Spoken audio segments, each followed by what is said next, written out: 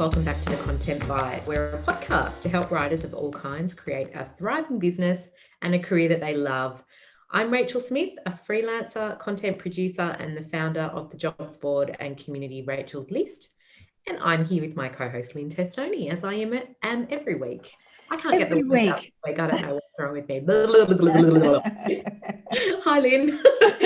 Hi, Rachel. How are you? Every week. From struggling to speak, but hopefully that will improve as we go along. I'm sure it will. So hi again. And as Rachel said, my name is Lynn Testoni, and I'm also a content creator, writer, and journalist. And this week, we're very excited to take a deep dive into content strategy, which is such a fascinating area and a great way to add value to your clients. And also, I hear it's a great way to add in the big bucks. So, yeah, Rach, you do a bit of content strategy, don't you? I do, yeah. Often it's sort of very ad hoc, like we'll sort of start the project and then I'll say, well, actually, I think you should do this and maybe we should add this and we really need to rethink this on your website. So I sort of do it as part of the whole project. But I think it's really important to look at it as a standalone thing that you should offer and cost for, I suppose. So we are really excited to bring Alexandra Kentmann in today to talk to us about content strategy. We've both known her for a few years professionally, and she has worked with major global and Australian brands as a PR, communications and marketing director for more than 20 years. Most recently, she's launched her consultancy business focusing on PR, brand marketing and communications strategy with clients such as King, formerly King Living. I have a lovely King couch, big fan of them. Cultivar, The Flower Drum, Little Tienda, and more. Prior to this, Lexi directed the PR and brand marketing for West Elm, Pottery Barn Kids, and Williams Sonoma throughout Australia. And she covered media relations, digital, social media, sponsorship, partnerships, data acquisition, events, activations, and management of the PR and brand marketing team. Oh, my Lord. Oh, my goodness. Her previous experience includes external account management for PR agencies, Horseman Communications and Click, and senior internal marketing roles with Freedom, and earlier in her career as a national publicist for David Jones. She's also worked with a kaleidoscope of brands from Dove, Chic to Special K, Mothercare, Pfizer, and Elizabeth Arden. I don't know. Do you think she's qualified enough to talk about this topic? I think she is. Welcome, Lexi. Welcome, Lexi. Great to have you. Thanks for having me. Oh, my Lord. So I guess with all these different clients, it's great to start at content strategy because it does make sense to have a strategy before you launch into writing content. So you know a little bit about your audience and what they want to achieve. So tell us a little bit about how that works for you. I am a bit of a nerd and I really like to undertake research. I first of all want to understand the brand and what it stands for and obviously what the objectives are. And then most importantly, I like to try and understand the customer. Who are they? Why do they like the brand? What are they interacting with? And what do they want from the brand? Depending on the client's budget, this could take place either face-to-face, but more and more, it's a leaner budget. So this could be an online survey, or sometimes it's as simple as doing a deep dive into their social comments and going back historically, looking not just at the surface, but going back a long way and taking a look at what's really been happening to build a better understanding of the brand and the customer. So then I also review platforms and look at where those customers are mingling. So is it Instagram, Facebook, Twitter, blogs? Are they on Snapchat? I'm not. And then I also look at competitors and take a look at who's doing interesting work, what's not working. And then I aim to create a totally different strategy or campaign from there. That's how I tend to work.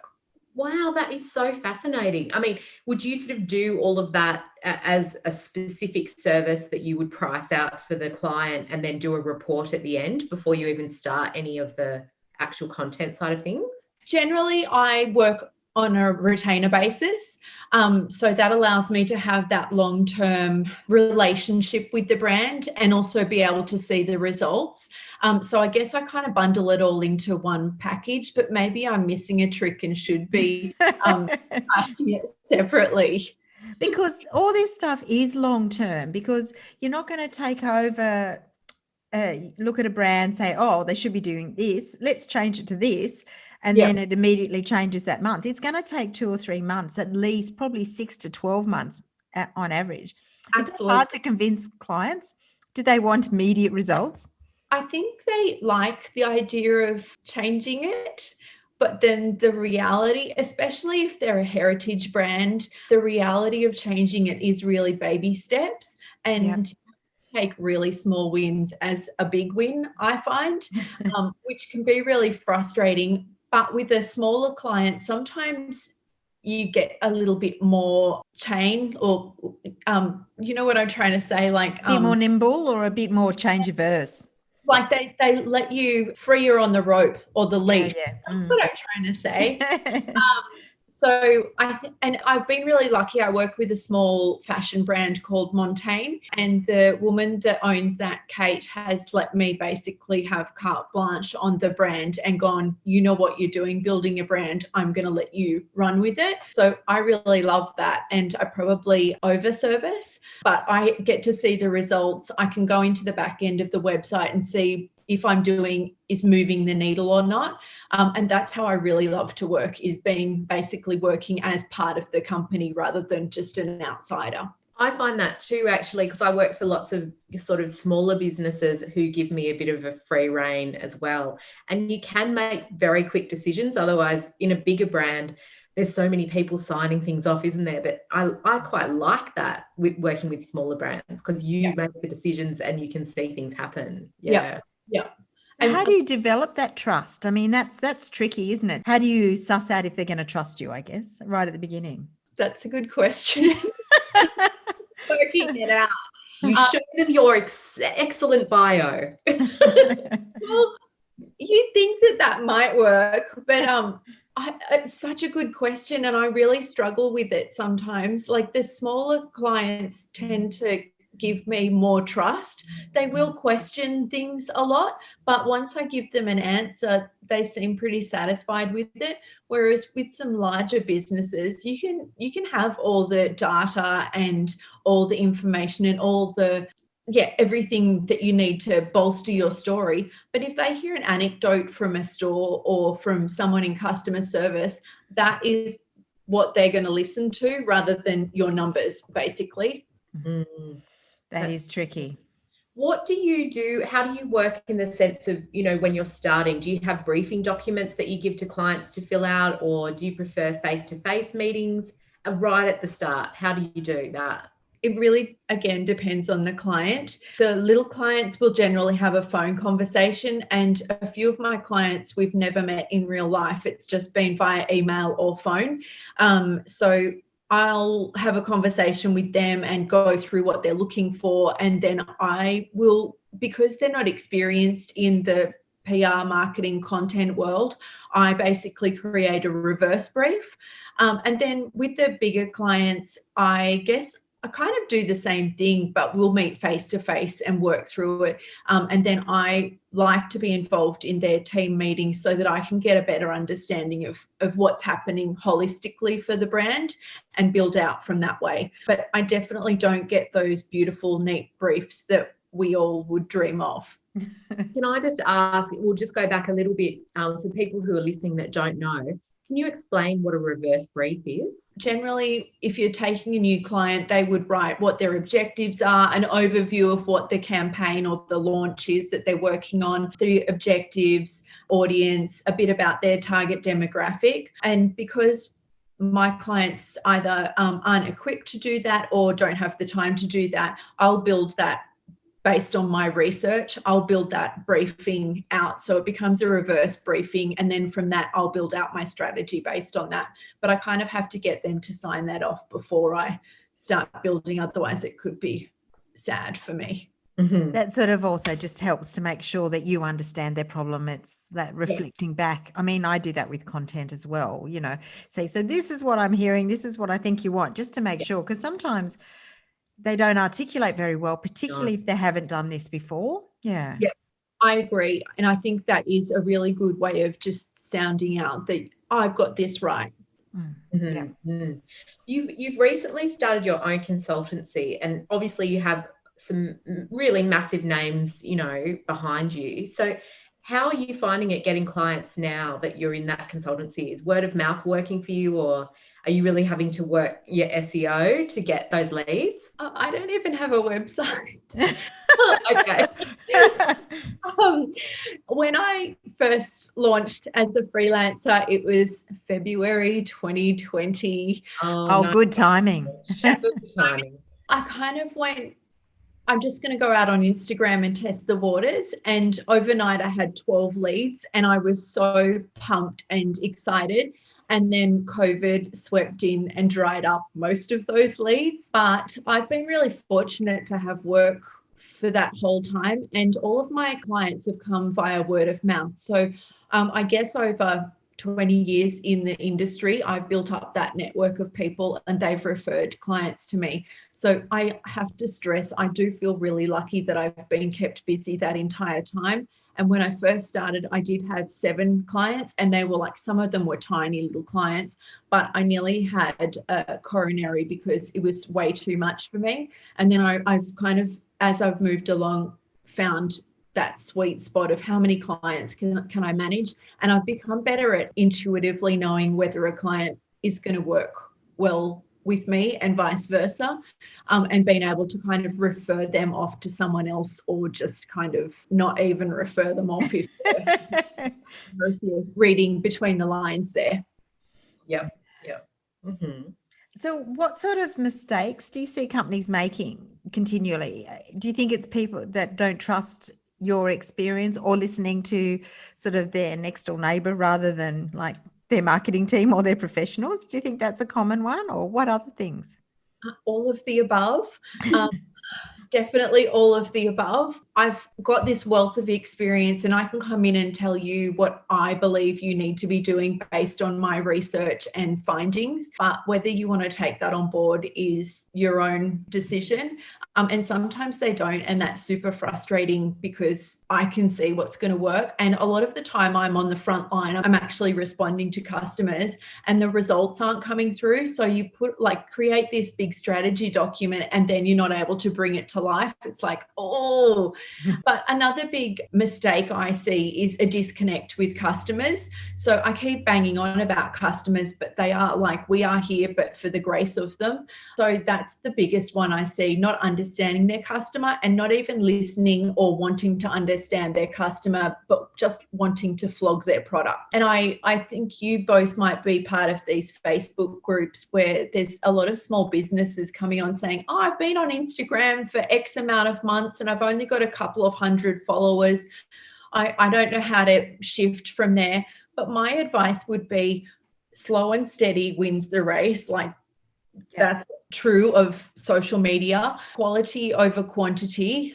And if you've got a small group of 100 engaged followers, it's better than having thousands of disengaged followers. So I think really nurturing that community is key. And then I also think a lot of people don't realize that social media is a lot of hard work and maintenance. It's not just about putting up a pretty picture. It's about having a strategy behind why you're posting this picture. What do you want people to take from that? But then it's also engaging with other accounts so that you have that visibility on that platform. And I always think of it as a bee going around and pollinating flowers. You have to be out there actively working and not just sitting there going, why isn't anyone loving me? Why isn't anyone buying my product or discovering me? Because you have to keep pushing yourself out there and working hard for it. Yeah, you've got to keep feeding the beast, I suppose. Yeah, definitely. I also see brands, they'll have a crisis and they try and bury that crisis as well. And I think the best way to do it is to be really human because it is social for a reason. Be really human and address that problem up front and listen to your customers and acknowledge that you're hearing them. And I think that's a good way to approach it as well. Mm-hmm. Great lessons for brands there. I wanted to ask you about content strategy and content creation. Do you feel that the same person can do both, or should, is there a separation there? Well, I think it should be hand in glove. Sometimes it's not, and it'll be two separate people or a few separate people, but I really think it should be hand in glove. And I think it also should be working with the person that's actually executing and on the front line talking to customers, because they're, again, the person that's hearing from the customer, that has those conversations, that knows what those pain points and speed humps are for customers. I just think it all needs to work seamlessly together so that you're funneling in those insights, and you can actually in real time flex your strategy to take on board that feedback. Mm-hmm. And you mentioned earlier that you mainly work on retainer, but for somebody who's coming in, like say me or Lynn, and we're being prompted to offer strategy to someone who doesn't know what they're doing, normally we might come in and just do the content, but we feel like there's really a good opportunity to offer strategy. How would you structure that in your pricing? You know, how would you bundle that sort of thing? It's always a good question. I'd kind of map out how much time I would ideally like to spend researching and doing that upfront work. And then I'd map out how much time I need to kind of formulate that strategy. And from taking that research and like creating all those notes, I'll dump that all into a Google Docs and have all that information there. And then I'll start carving that out. So pulling those insights that I want to use and polishing that up into a strategy. So all up, I would create like a big picture project of the hourly rate and then serve it up that way. Mm-hmm. Yeah. Mm-hmm. Yeah. Do you think because strategy is less tangible, it's hard to sort of, you have to justify yourself a bit more about how you charge? Yeah, I think you do have to justify yourself more, unfortunately. And I think that's just an industry learning, and it's something that we're probably going to continue facing for a long time, because it's all around education and educating your client about what value it is, rather than just running in and starting posting content to have a strategy. It would be silly just to not have an idea and a concrete idea behind what you're doing and why you're doing it. Mm. I totally agree with that. There's so many times that I'll be approached by a client and they're saying, I just want 3 blog posts and I want social media for all of them. And you have to really, kind of, take it back a bit, don't you? And say, well, hang on a minute, what are your goals in putting this out there? And how do you suggest to a client that they need a strategy? I mean, just right at the beginning, for someone that doesn't think they need one. I think it is, like, for example, taking that brief, like you want 3 blog posts and you want the social to go with it. But then I think it's kind of mirroring back and going, well, why do you want this? What is your objectives? Who are you trying to reach? And kind of showing them that they actually need to have that understanding, because otherwise you can't demonstrate your worth. So you could go off and write the best piece of content, but it might not resonate with their audience because it hasn't ticked off all their objectives and you just don't have that background information. But that's how I would approach it if a client came to me like that. Mm-hmm. I think one of the things that I'm impressed by, Lexi, is that in some ways your job is harder than mine, because you're actually sitting there more at the beginning of the brand journey. And usually by the time they come to me, they sort of have a good idea about where their brand sits. It's a bit mapped. So generally people come to me with some sort of idea about what they want, which makes it easy. You're taking it back a step. And I find, I don't know if this is your experience, it's actually the newer companies or smaller companies that struggle more with the strategy. And often they're the ones that need it most. The ones that are easier to work with sometimes are those big companies where they know what they want. They've got mind maps, they've got the whole marketing wheels all over the place. And they're pretty good because they say, we want this, we want that. And they also tend to value content. But the smaller ones, they're the tricky ones, I find. I really enjoy what I do, obviously. And I think when you take that brief and you build that strategy, it is really fun because you get to kind of craft a new vision of that brand. And I've had that with a really big brand that I worked on a couple of years ago, where we kind of, the traffic for the store or the brand was down, and we got to go and do all this research, and it was a lot of research, and then kind of come up with these blue sky ideas of what they wanted. And this brand was a big brand with a lot of history. So with that comes that burden of there's a lot of people to sign everything off, and there's a lot of ego. But we were able to pull that off, and it was really successful. And for us to be able to have brought that campaign to life was probably a highlight of my career, because it then went on to influence the mothership of that business. That was pretty cool, because it generally is the mothership dictating to you what you're going to do, and we got to kind of beam me up, Scotty, and get them to I like that. Your nerdy side coming out again. Always the nerd. So are there some digital tools that you use and recommend? You mentioned Google Sheets, which I use a lot. I find that's quite good because it's so user-friendly and everyone can access it. What sort of tools do you use? I use Google Sheets for planning content for one client, and I find that pretty straightforward and easy, and everyone can read it. My favorite tool is, and this is not sponsored, it's a Melbourne-based business. It's a platform called Sked. Years ago, I used to be tethered to my phone if I wanted to upload a post to Instagram for a brand. Sked is a scheduling tool, and you can get all these insights. I don't use them so much, but sometimes they're kind of interesting because you can see when your audience is online and what's performing and what's not. I generally use Instagram itself for that.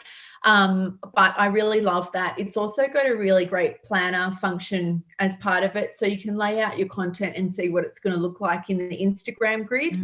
And they've just introduced a Pinterest scheduling tool as well, which I haven't played with, but I'm excited. And they're always innovating. And I like that it's based in Melbourne as well. I've also used Sprout and Later, but I always come back to Sked. It's really intuitive and simple to use, and I have been using it for about 5 or 6 years. It's my favorite. All right. Is that SKED? Sorry, yeah. SKED? Yeah. That's definitely one I haven't heard of at all. I use Buffer, but I'm not entirely happy with it, but it does. I think we'll both be checking that out, because I use Later, so we'll be checking it out. Yeah, I mean, lots of our listeners, come from a journalism background and are now, working with clients. They might have moved completely into content or copywriting, but they might have come from these really highly capable, strategic, media roles. Do you think that, if we have those skills, we should be offering them? And, what do you think, what are must-haves for anyone interested in offering content strategy as part of their sort of content creation work, do you think? I think being a journalist just naturally lends itself to creating content, because you're already creating content. It's just a platform change and a different format. And I do think if it's not your jam, that's fine. It's not really going to hold you back. But if you wanted to offer it and you didn't want to do it by yourself, you could always partner with someone else that has that expertise. I always look at Mark Pollard, who's a friend. He's an Australian who's based in New York, and he's a strategist. He always talks about strategy as words.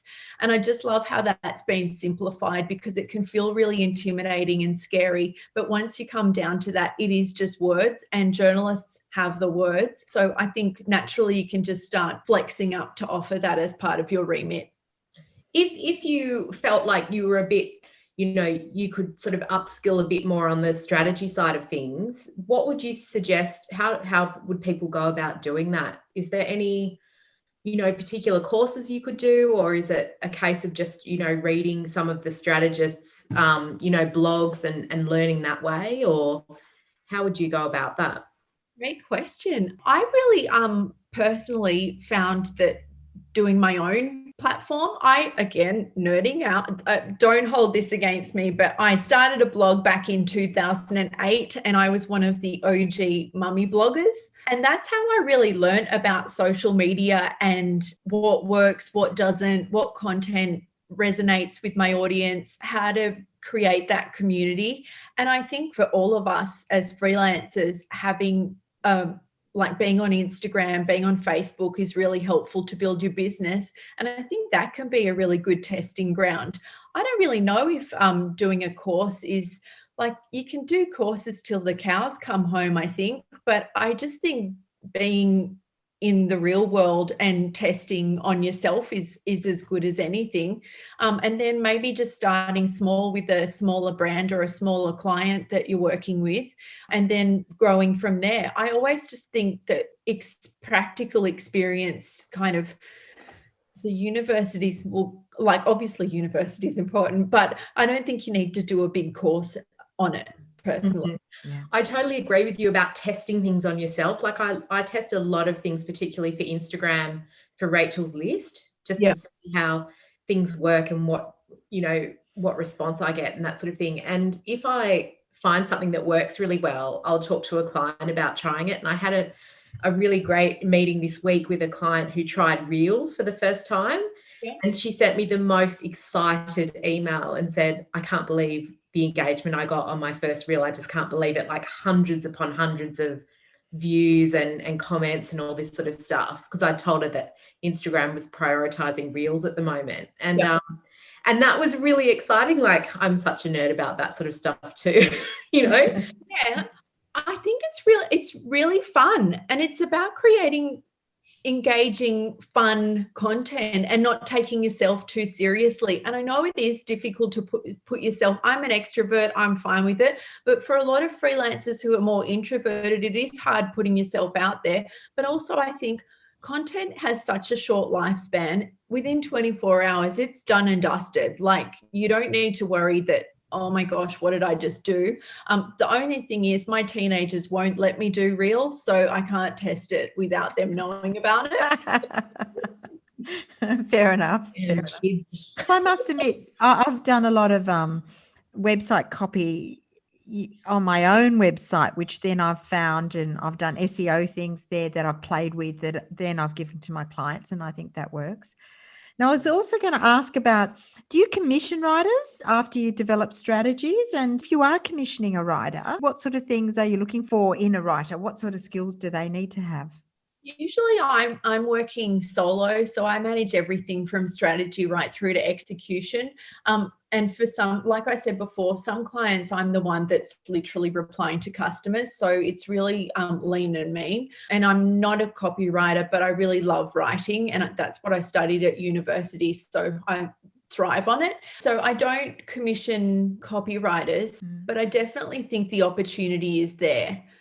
And I have worked with a number of journalists who have made that transition over to creating content. And I just think it's such a natural transition that it makes sense. And quality content is rare, I think. So I think there is definitely need for journalists to, like, if you're looking for another outlet or another income, that's definitely an opportunity. Fantastic. Oh my goodness. Thank you, Lexi, so much for sharing all your knowledge about this. I think it'll be really helpful for so many freelancers out there, especially those who might already be working in content creation, but are thinking, I'm good at what I do and I'm helping them with strategy anyway, so maybe I should be getting paid for that aspect of it as well, and are trying to think about how to include that. I think you've given us a really insight into the complexity of strategy and all the research and some of the background thing that people probably don't realize goes on when you do it. So I think that's really interesting and makes us think quite a lot. Thank you. Oh, thanks for having me. Is there anything else we should tell our listeners about strategy? Crap content's always going to be crap content. No amount of tweaking the algorithm's going to fix it. So go for quality, not quantity. And it's just really about engaging humans. I think we really forget about that, but it is about what's going to captivate someone's imagination and what's going to keep them coming back to the brand and keeping them there and developing a relationship with them. And I really liked this quote from a guy called Jay Akunzo. Use the language your customers use, talk about the things they talk about, and don't feed salad to a lion. That's fantastic. Thank you. Oh, that's so good. So I think that brings us to the end of the show this week.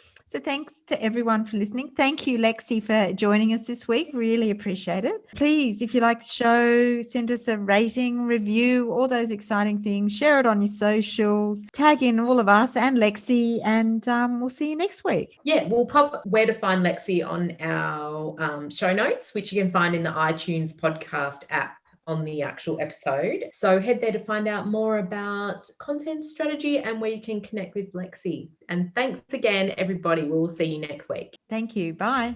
Bye.